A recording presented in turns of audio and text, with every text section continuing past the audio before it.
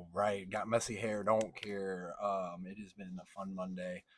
We are in The Art of War, the chapter on variation and tactics or maneuvering, aka chapter 8, verse 12. It is Monday, March 11th, 2024. Without further ado, there are 5 dangerous faults which may affect a general: recklessness, which leads to destruction; cowardice, which leads to capture; a hasty temper, which can be provoked by insults; a delicacy of honor, which is sensitive to shame; and 5, over solicitude for his men, which exposes him to worry and trouble.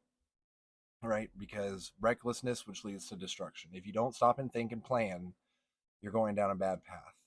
Cowardice, which leads to capture. If you don't fight, they're going to come get you.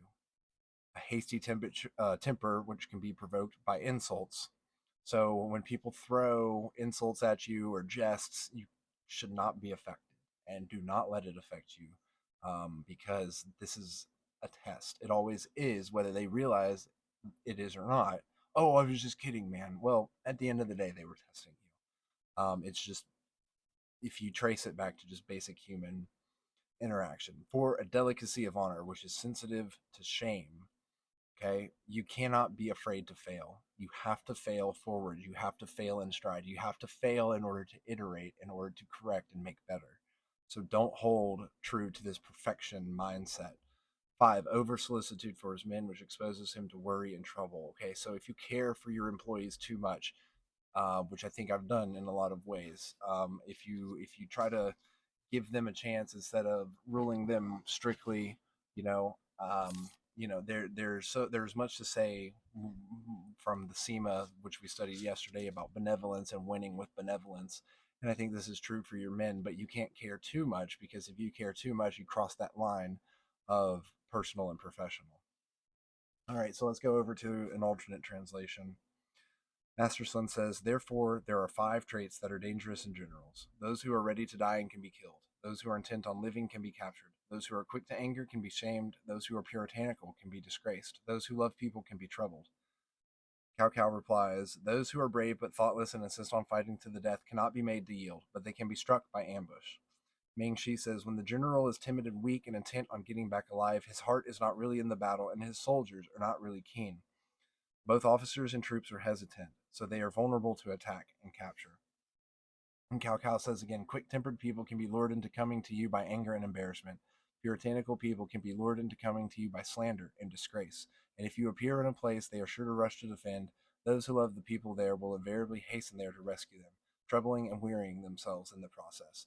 So know where the supply lines are, not just the supply lines for food and things, but the supply lines of support. And if you can attack there, they'll come to the aid, thus giving you an advantage. All right, we're going to go over to the Daily Stoic by Ryan Holiday and Stephen Hanselman, March 11th, Living Without Restriction. The unrestricted person who has in hand what they will in all events is free, but anyone who can be restricted, coerced, or pushed into something against what they will is a slave. Epictetus Discourses 4.1.128b to 129a. Take a look at some of the most powerful, rich, and famous people in the world. Ignore the trappings of their success and what they're able to buy. Look instead at what they're forced to trade in return. Look at what success has cost them. Mostly, it's cost them freedom. Their work demands they wear a suit. Their success depends on attending certain parties, kissing up to people they don't like. It will require, inevitably, realizing they are unable to say what they actually think. Worse, it demands that they become a different type of person or do bad things. So, not that I was like doing bad things, but I do think that I was a different person because I was wearing this suit and I had to go to these networking events and I had to be nice to everybody. And it made me realize that I was sacrificing my freedom and who I was. And it's not to say that all financial advisors are like that, but it is saying that when you enter the field of sales, be careful, because unless you truly believe what you're selling, this can happen to you. You lose your soul in a way. Sure, it might pay well, but they haven't truly examined the transaction. Exactly. As Seneca put it, slavery resides under marble and gold. Too many successful people are prisoners in jails of their own making. Is that what you want? Is that what you're working hard toward? Let's hope not.